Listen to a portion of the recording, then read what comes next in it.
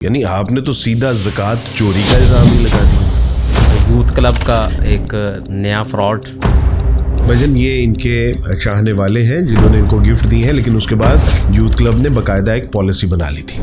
پہلے بھی مختلف ایلیگیشن سامنے آتے رہے کہ جی علماء کی سرپرستی نہیں۔ علماء کرام اعتراض کرتے بھی ہیں، ان کو کرنا بھی چاہیے اور ان کو کرتے رہنا چاہیے۔ لگژری لائف سٹائل ہیں، اور کبھی یہ سوال کہ ہیوی بائکس پہ انٹریاں ہوتی ہیں۔ آپ چاہتے ہیں کہ یہ دعوت و تبلیغ کے لیے چنچی کا استعمال کیا کریں؟ کیا یہ لائف سٹائل اور اس طرح لگژری لائف؟ طٰہٰ ابن جلیل جو ہے یہ اسٹیشن کے اوپر پرانی جیکٹس بیچا کرتے تھے۔ الزامات لگے ہیں بڑے سنگین قسم کے مالی غبن کے اعتبار سے۔ یار یہ اچھے خاصے کھاتے پیتے گھرانوں کے چشم و چراغ ہیں، یہاں تک کہ جو ان کے کتے کھانا کھاتے تھے نا وہ بھی امپورٹ کیا جاتا تھا۔ یوتھ کلب کا نیا فراڈ۔ پہلے بھی مختلف ایلیگیشن سامنے آتے رہے کہ جی علماء کی سرپرستی نہیں۔ کبھی یہ سوال کہ جی لگژری لائف سٹائل ہیں، اور کبھی یہ سوال کہ ہیوی بائکس پہ انٹریاں ہوتی ہیں۔ تو اس دفعہ تو جو ہے وہ معاملہ بڑا عجیب سا ہے کہ الزامات لگے ہیں بڑے سنگین قسم کے مالی غبن کے اعتبار سے۔ تو آپ بڑی قریب سے جانتے ہیں لوگوں کو، تو اس پر کیا کہیں گے آپ؟ ایک بات میں آپ کو وضاحت کے ساتھ بیان کر دوں۔ لوگ مجھے کہتے ہیں کہ عبدالوارث بھائی آپ یوتھ کلب سے ہیں، تو یوتھ کلب والے سارے میرے بھائی ہیں، جنہوں نے الزام لگایا ہے وہ بھی میرے بھائی ہیں۔ لیکن باقاعدہ یوتھ کلب کے ساتھ یعنی آفیشیلی میری ان کے ساتھ کوئی ایسا اٹیچمنٹ نہیں ہے۔ وہ ان کے ہاں چلے بھی جاتے ہیں، وہ ہمارے یہاں آ بھی جاتے ہیں۔ ان کے ساتھ ایک کلمے کی بنا کے اوپر میرا رشتہ ہے۔ یعنی کوئی شخص یہ نہ سمجھے کہ شاید میں یوتھ کلب کا نمائندہ ہوں اس لیے میں ان کی بات کر رہا ہوں۔ عبدالرحمن، کسی بھی دینی جماعت کی شہرت، اس کی قبولیت، اس کی کامیابی اور کامرانی بذات خود ایک بہت بڑی آزمائش ہے، اور یوتھ کلب اس آزمائش میں آج سے نہیں بلکہ ایک دہائی سے ہے۔ وہ کبھی نہ کبھی کسی نہ کسی معاملات میں جو ہے وہ، اور میں شروع میں یہ بات کر دوں کہ کوئی جماعت، کوئی آرگنائزیشن، کوئی تنظیم، سچی بات ہے کہ یہ خامیوں سے خالی نہیں ہے۔ خامیاں، غلطیاں، کوتاہیاں ہوتی ہیں اور پھر لوگ ان سے سیکھتے ہیں۔ یعنی میں یا آپ کوئی ایک جماعت بھی ایسی ثابت نہیں کر سکتے یا پیش نہیں کر سکتے کہ جس کے بارے میں ہم کہیں کہ ان کے اندر کوئی غلطی کوتاہی نہیں ہے۔ بحیثیت انسان اور ہیومن سسٹم کے پیش نظر بہرحال جو کہیں نہ کہیں کوئی نہ کوئی غلطی کوتاہیاں ہو جائیں گی۔ ضرورت اس بات کی ہے کہ جب ہم کسی سے اختلاف کرتے ہیں تو کیا اختلافات کے شرعی اصول ہم نے سمجھ لیے ہیں؟ اگر کسی سے اتفاق کرتے ہیں، اتفاق میں تو ہم جو ہے وہ ان کی تعریفوں کے پل باندھ دیتے ہیں، لیکن اگر کسی سے اختلاف کیا ہے تو پھر یعنی ہم اس کی اپنا نقص بیان کرنے میں کوئی کسر نہیں چھوڑتے۔ کیا کبھی ہم نے سوچا کہ ان دونوں میں ہم ایک انتہاؤں پہ ہوتے ہیں؟ تو میرا خیال ہے کہ دونوں چیزوں میں ہمیں توازن برقرار رکھنا پڑے گا۔ اگر کسی میں کوئی اچھائی ہے، خوبی ہے، تو اتنی ہی خوبی بیان کریں، اللہ سبحانہ و تعالیٰ کی حمد و ثنا بیان کرتے ہوئے جتنی کہ اس کے اندر ہے، اور اس کے لیے دعا کریں کہ اللہ سبحانہ و تعالیٰ اس کو شر سے بھی محفوظ رکھیں، عجب، ریاکاری اور خود پسندی سے بھی محفوظ رکھیں۔ دوسری بات یہ ہے کہ اگر آپ کو اس کے اندر غلطی نظر آ رہی ہے تو اس غلطی کی اصلاح کرنے کی کوشش کریں۔ رسول اللہ صلی اللہ علیہ وسلم سے زندہ حدیث، المؤمن مرآۃ المؤمن، مومن کا آئینہ ہے، اور آئینے کا کیا کام ہوتا ہے کہ وہ اس کی اصلاح کرتا ہے، خاموشی سے ڈنڈورا نہیں پیٹتا، اس کے بارے میں جو ہے وہ پروپیگیٹ نہیں کرتا، اس کے بارے میں نفرت انگیز بیانات نہیں جاری کرتا۔ جن بھائیوں نے اختلافات کیے ہیں تو میرا خیال ہے کہ اختلافات کے بھی کچھ شرعی اصول ہوتے ہیں، تو ان شرعی اصولوں کو ملحوظ خاطر رکھتے ہوئے اگر یہ سمجھتے تھے کہ یوتھ کلب والوں میں یا ان کے چند ایک افراد میں کچھ غلطی کوتاہیاں ہیں یا ان کے سسٹم میں کوئی ایرر ہے، تو وہ اس کی اصلاح کرنے کی کوشش کرتے ہیں، ان کو مطلع کرتے، متنبع کرتے، اس کی تحقیق کرتے۔ اس کی وجہ یہ ہے کہ جب آپ کسی کے اوپر الزام لگاتے ہیں تو الزام لگانے والے کے ذمے ہوتا ہے کہ وہ اس کی دلیل اور ثبوت بھی پیش کرے۔ تو اگر آپ کے پاس دلیل اور ثبوت ہیں تو بھی آپ کے اوپر لازم ہے کہ آپ پرسنل میٹ اپ کریں، آپ یعنی پرسنل میٹنگز کریں، اور اگر اس میں آپ اس کی اصلاح کرنا چاہتے ہیں، آپ اس کے بارے میں فکر مند ہیں، تو یہ دیکھیں اختلاف کا مطلب یہ نہیں ہے کہ اب آپ معاشرے میں دوسرے کے جو ہے وہ کپڑے اتارنا شروع کر دیں اور اس کی اپنا جو ہے وہ خامیاں اور نقائص بیان کرنے میں کوئی کسر نہ چھوڑیں۔ آپ صحابہ کرام رضوان اللہ اجمعین کی زندگیوں کو اگر آپ دیکھتے ہیں تو صحابہ کرام رضوان اللہ اجمعین آپس میں اختلافات موجود تھے، لیکن دل میں کدورتیں نہیں تھیں, نفرتیں نہیں تھیں, کینہ بغض اور حسد نہیں تھا. یعنی آپ امام شافعی رحمہ اللہ کے شاگرد کا اور ان کا معاملہ دیکھیے کہ ان کا کسی مسئلے میں اختلاف ہو جاتا ہے. اب جب اختلاف ہو جاتا ہے تو اختلاف کے بعد ان کا مناظرہ ہوتا ہے, اور مناظرے میں بھی وہ اختلافات دور نہیں ہوتے. تو اس پہ امام شافعی رحمہ اللہ اپنے شاگرد سے کہتے ہیں کہ اختلافات ہمارے ہیں اور شاید رہیں گے بھی, تو کیا ممکن نہیں ہے کہ ہم ایک دوسرے کے ساتھ ویسے رہیں جیسے بھائی بھائی رہتے ہیں؟ تو آپ ان کی شفقت اور محبت کا عالم دیکھیے. آپ جانتے ہیں ہمارے اور آپ کے استاد حافظ عبد المنان نور پوری رحمۃ اللہ علیہ, انہوں نے اپنی بیٹی کا نکاح اپنے ایک شاگرد سے کیا. اختلافات پیدا ہوئے, شادی نہیں چل سکی, بات طلاق تک پہنچ گئی. طلاق ہونے کے بعد ایک بار اپنے اس شاگرد کو بلایا, اسے کہا کہ میاں بات سنو, میرے اور آپ کے 3 رشتے تھے. ایک رشتہ لا الہ الا اللہ محمد رسول اللہ کی بنیاد کے اوپر تھا, دوسرا رشتہ استاد اور شاگرد کی بنا پہ تھا, تیسرا رشتہ سسر اور داماد کا تھا. بیٹا یاد رکھنا کہ سسر اور داماد کا رشتہ ختم ہوا ہے, نہ تو لا الہ الا اللہ کا رشتہ ختم ہوا ہے اور نہ ہی استاد اور شاگرد کا رشتہ ختم ہوا. سبحان اللہ. یہ ہے کہ آپ اختلافات رکھیے, آپ دلائل دیجئے بھی, دلائل کا تقاضا بھی کیجئے, لیکن معاشرے میں اپنے بھائیوں کو اس طرح یعنی سر بازار رسوا کرنا یہ مناسب نہیں ہے. اچھا عبدالوارث بھائی, جن لوگوں کی طرف سے الزامات لگائے گئے ہیں تو کچھ لوگ ظاہر ہے یوتھ کلب کے چاہنے والے ہیں, ان کی طرف سے بھی تو ان لوگوں کے اوپر تنقید کی جا رہی ہے. غلط کر رہے ہیں بالکل. یہ حق ان کو کس نے دیا ہے؟ زیادہ سے زیادہ آپ یہ کہہ سکتے ہیں کہ اس جو آپ نے الزام لگایا ہے اس کا ثبوت پیش کیجیے, اس کی دلیل دیجیے, لیکن آپ بھی ان کی کریکٹرائزیشن کرنا شروع کر دیں, یہ کوئی اصول نہیں ہے. تو عبدالوارث بھائی, کیا یوتھ کلب کو جو ہے وہ یہ جو الزامات ہیں ان کی ایکسپلینیشن دینی چاہیے؟ اگر وہ لوگ کہہ رہے ہیں کہ ہمیں بتایا جائے کہ یہ ڈونیشن کہاں پر گئی, کہاں خرچ ہوئی, تو بتا نہیں دینا چاہیے. آڈٹ مجھے آپ بتائیے کہ یہ رائٹ وے ہے, یہ پلیٹ فارم, آپ سوشل میڈیا پہ آپ آ کے کہہ رہے ہیں کہ جی مجھے دیجیے. آپ کو لگتا ہے کہ اگر کوئی مجھ سے یہ کہے گا کہ عبدالوارث بھائی آپ ہمیں ایکسپلینیشن دیجیے کہ آپ کو ہم نے فلاں ڈونیشن دی تھی, تو میں ان سے کہوں گا کہ آپ کوئی وقت لیجیے, آپ تشریف لائیے, میں اپنے HR ڈپارٹمنٹ کے ساتھ آپ کو ملوا دوں گا, میں اپنی اکاؤنٹ جو ہے وہ اکاؤنٹ کو جو ڈیل کرنے والی ٹیم ہے اس کے ساتھ آپ کی ملاقات کروا دوں گا, آپ کو اپنی آڈٹ رپورٹ پیش کر دوں گا. یعنی آپ کو کیا لگتا ہے کہ میں اسکرین شاٹ لگا کے تو سوشل میڈیا کے اوپر اس کے جواب دوں گا؟ آپ کو لگتا ہے؟ بالکل اسی طرح ان کو بھی یہ نہیں, اس کا یہ راستہ نہیں ہے, اس کا یہ وے نہیں ہے. اچھا عبدالوارث بھائی, اس میں مسئلہ کیا ہے کہ اگر کچھ لوگ مطالبہ کر رہے ہیں کہ آڈٹ رپورٹ پیش کی جائے تو اس کو پبلش کر دیا جائے, کیا مسئلہ ہے اس میں؟ 2023 کی آڈٹ رپورٹ ان کے پاس موجود ہے. وہ تو میرا خیال ہے کہ کوئی اگر اچھے طریقے سے ان سے کہے کہ جی ہم آڈٹ رپورٹ دیکھنا چاہتے ہیں, تو وہ یا HR کو آپ کو ریفر کر دیں گے یا اپنے اکاؤنٹ ڈپارٹمنٹ کو ریفر کر دیں گے. وہ کوئی اپنا سیکرٹ رپورٹ تو نہیں ہوتی کہ جو وہ پبلک نہیں کر سکتے, تو وہ بالکل دکھانے کو مسئلہ نہیں ہے. اچھا, اس میں وہ ساری ڈیٹیل موجود ہے جو آپ رپورٹ بتا رہے ہیں؟ آڈٹ رپورٹ کا تعلق یعنی ہوتا ہے ویریفیکیشن سرٹیفکیٹ کے ساتھ کہ جی ہم نے اس کو ویریفائی کر لیا ہے, ہم نے ان کا تمام جو ہے وہ اکاؤنٹ کی ڈیٹیل چیک کر رہی ہے, ریسٹ اماؤنٹ کتنی ہے, بینک میں کتنی ہے, ان ہینڈ کتنی ہے, اور جو یہ یوٹیلائزیشن شو کر رہے ہیں کہ جی ہم نے یہاں یہ سارے ایکسپینسز کیے ہیں, وہ ووچر چیک کرتے ہیں, وہ ٹریل دیکھتے ہیں کہاں سے پیسہ آیا, کہاں گیا, ایشو کتنا ہوا, اب ریسٹ اماؤنٹ کتنی ہے, اور وہ دیکھ لیتے ہیں کہ جی ہم نے سارا آڈٹ چیک کر لیا ہے, یہ نیٹ اینڈ کلین ہے اور سارا صاف اور شفاف ان کا جو کھاتا ہے وہ بالکل کلیئر ہے.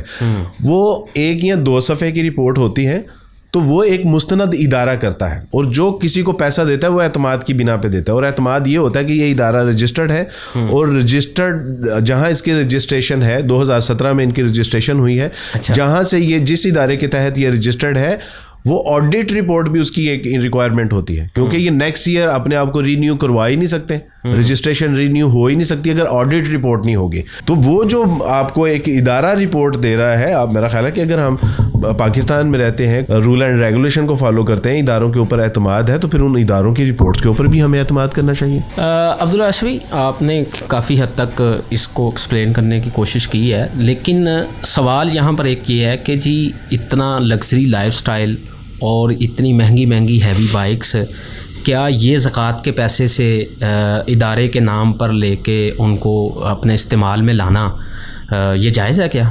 مجھے آپ یہ بات بتائیے کہ یہ اتنی عجیب بات آپ نے کی ہے کہ ان کے پاس جو بائک ہیں یا ان کے پاس جو گاڑیاں ہیں یہ ساری جو ہیں وہ زکوٰۃ کے پیسے. آپ کو کیا لگتا ہے کہ راجہ ضیاء الحق پہلے چنگشی چلاتے تھے یا طٰہٰ ابن جلیل ویگن کے ساتھ کنڈکٹری کیا کرتے تھے؟ یار کیسی بات کر رہے ہیں آپ. یار راجہ ضیاء وہ یعنی آرمی فیملی سے ان کا تعلق ہے, یعنی ہائی رینک سے والد صاحب ریٹائرڈ ہیں. اس کی ایجوکیشن راجہ ضیاء بھائی کی ایجوکیشن ابروڈ سے ہے, وہاں پہ ساری زندگی رہے.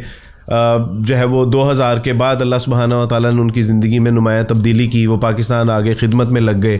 آج بھی اسلام آباد کے پوش علاقے میں 4 کنال کا ان کا گھر ہے. آپ کو کیا لگتا ہے کہ یہ سارا کچھ ہونے کے باوجود یعنی وہ زکوٰۃ کے پیسے سے جو ہے یہ بائک لیں گے؟ یا جو اپنا طٰہٰ ہے, طٰہٰ آلریڈی جو ہے وہ ایک آرمی فیملی سے بلانگ کرتے ہیں اور لینڈ لارڈ ہیں, اب بھی وہ ریئل اسٹیٹ کا جو ہے وہ ان کا فیملی بزنس ہے. اور عبد الرحمن جہاں تک بات ہے نا زکوٰۃ کے پیسوں سے گاڑیاں اور ہیوی بائک لینے کی, تو گاڑی کا تو کسی کا میرے علم میں نہیں ہے ایسا, لیکن موٹر بائک کے ہیوی بائک کے حوالے سے میں آپ سے عرض کرتا جاؤں کہ راجہ ضیاء الحق بھائی کے بہت اچھے جاننے والے تھے, ان کے فین تھے اور وہ خود بھی ہیوی بائک کے شوقین تھے. انہوں نے یہ ہارلے جو ہے یہ راجہ ضیاء بھائی کو گفٹ کی.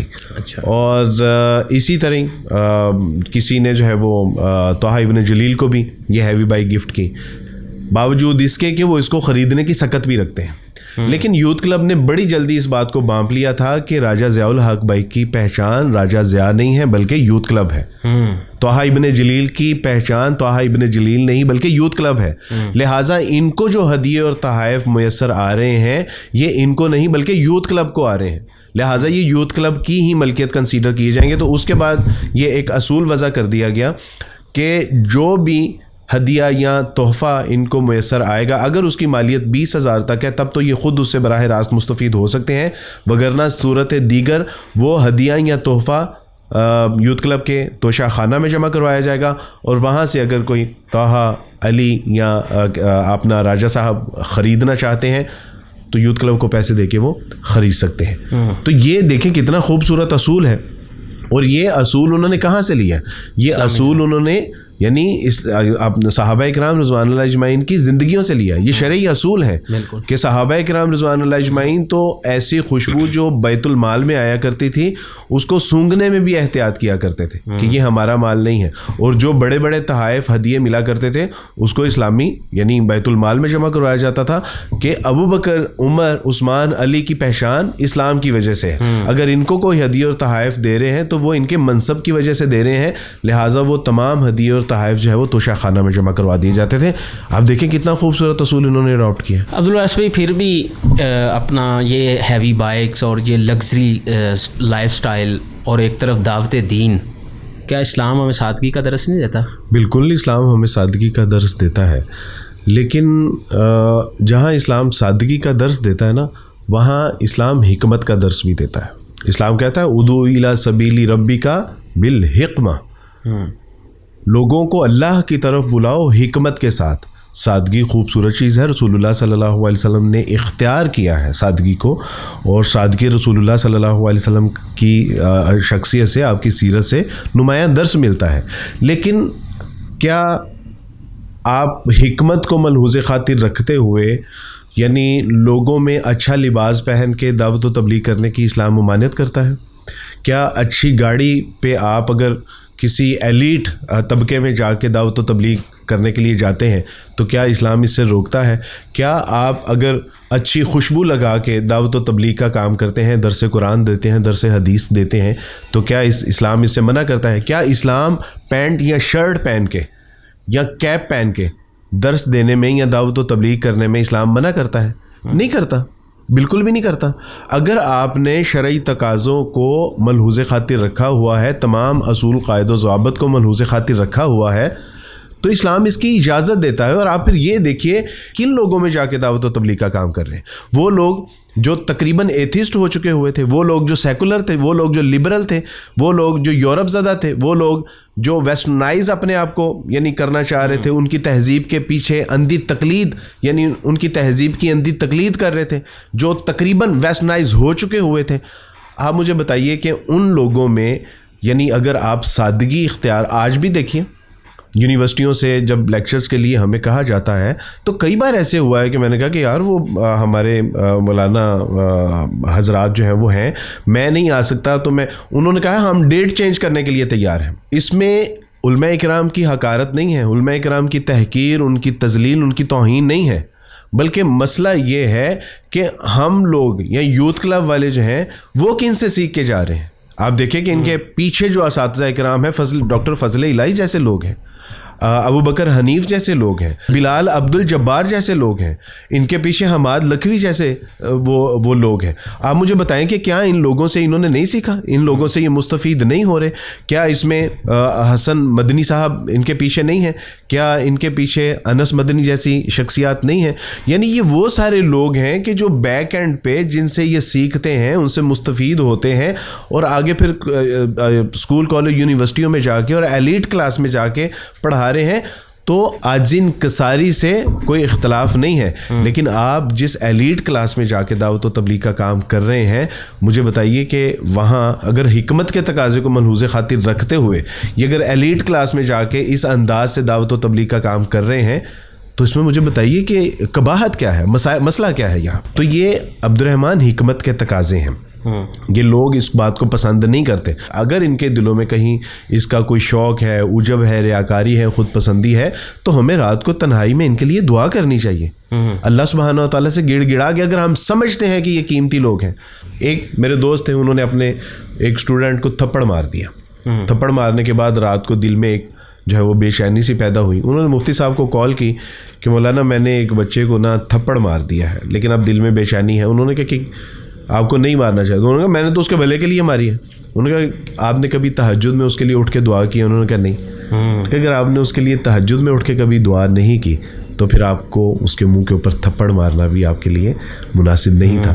تو اگر ہم سمجھتے ہیں کہ ہم کسی کے بھلے کے لیے کوئی آواز اٹھا رہے ہیں, کوئی بات کر رہے ہیں, سب سے پہلے تہجد میں اٹھ کے اس کے لیے اللہ سبحانہ تعالیٰ سے دعا کیجیے کہ اللہ سبحانہ تعالیٰ اس کا دل بدل دے. اللہ سبحانہ تعالیٰ اس میں یہ نقائص ہیں, یہ مسائل ہیں, اللہ اس کی اصلاح فرما دیجیے. عبدالواس بھائی, جیسے کہ آپ نے کہا کہ یہ جن بھائیوں نے الزامات لگائے ہیں, تو کیا یوتھ کلب کو ایک بحیثیت ادارہ ان کے خلاف قانونی چارہ جوئی نہیں کرنی چاہیے؟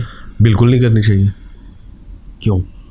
اس کی وجہ یہ ہے کہ وہ ہمارے بھائی ہیں اور یہ بڑے ہیں, اور بڑے ہونے کے ناطے ان کو چاہیے کہ اپنے چھوٹوں کو بلائیں, ان کو بٹھائیں, ان کو سمجھائیں, اور اگر ان کی کوئی غلط فہمی ہے تو اس غلط فہمی کو دور کریں. یعنی یہ تو کوئی طریقہ نہیں ہے نا کہ ان کے خلاف جو ہے وہ قانونی چارہ جوئی کرنا شروع کر دیں. امام شافعی رحمہ اللہ کے پاس ایک شخص آیا, انہوں نے ان کو برا بھلا کہا, اور برا بھلا کہنے کے بعد امام شافعی رحمہ اللہ تحمل مزاجی کے ساتھ بیٹھے رہے. بعد میں انہوں نے سکوت توڑا اور کہا کہ میاں جیسا تم مجھے کہہ رہے ہو, اگر میں ویسا ہی ہوں تو اللہ سبحانہ تعالیٰ مجھے معاف فرمائے اور میری اصلاح کرنے کی توفیق عطا فرمائے, اور اگر میں ویسا نہیں ہوں جیسا تم مجھے کہہ رہے ہو تو اللہ سبحانہ تعالیٰ تمہیں معاف فرمائے اور تمہیں تمہاری اصلاح کرنے کی توفیق عطا فرمائے. تو میرا خیال ہے کہ یعنی بڑے ہونے کا جو ثبوت ہے وہ یوتھ کلب کو دینا چاہیے کہ وہ اپنے چھوٹوں کو بلائیں, بٹھائیں, سمجھائیں اور ان کی غلط فہمیوں کو دور کریں. تو میرا خیال ہے کہ یہ معاملہ افہام و تفہیم سے ہونا چاہیے, اور اس کا نقصان نہ یوتھ کلب کو ہوگا اور نہ ہمارے ان بھائیوں کو جنہوں نے الزام لگایا ہے ان کو ہوگا. اس کا نقصان امت مسلمہ کی یوتھ کو ہوگا کہ جو لوگ مستفید ہو رہے ہیں, جو غیر اللہ سے ٹوٹ کے اللہ کے ساتھ جڑ رہے ہیں, جو صراط مستقیم پہ آ رہے ہیں, جو نمازیں پڑھ رہے ہیں, جن کو قرآن و حدیث کا شوق اور ذوق پیدا ہو رہا ہے, جن کے اندر للہیت آ رہی ہے, یہ نقصان ان کا ہے. تو آپ ان کے نقصان کو ملحوظ خاطر رکھیے. آپ یوتھ کلب کو یا یوتھ کلب کے اوپر جنہوں نے کوئی اعتراضات اٹھائے ہیں, آپ ان کے نقصان کو نہ دیکھیں, نہ ہی ان کے نفع کو دیکھیں. آپ امت کی نوجوان نسل کا نقصان اور اس کا نفع دیکھیں. تو اس کا جو نفع ہے وہ اسی میں ہی ہے کہ اس طرح کے معاملات کو افہام و تفہیم کے ساتھ بیٹھ کے سیٹل ڈاؤن کیا جائے, ان کو سمجھایا جائے, جو اعتراضات ہیں, اختلافات ہیں, اعتراضات ہیں, ان کو دور کیا جائے, تاکہ اللہ سبحانہ تعالیٰ ہمارے دلوں میں محبت اور موّت پیدا فرمائے, درگزر کی توفیق عطا فرمائے, اور اللہ سبحانہ تعالیٰ ہمارے دلوں کو نفرت, کینہ, بغض اور حسد سے محفوظ فرمائے.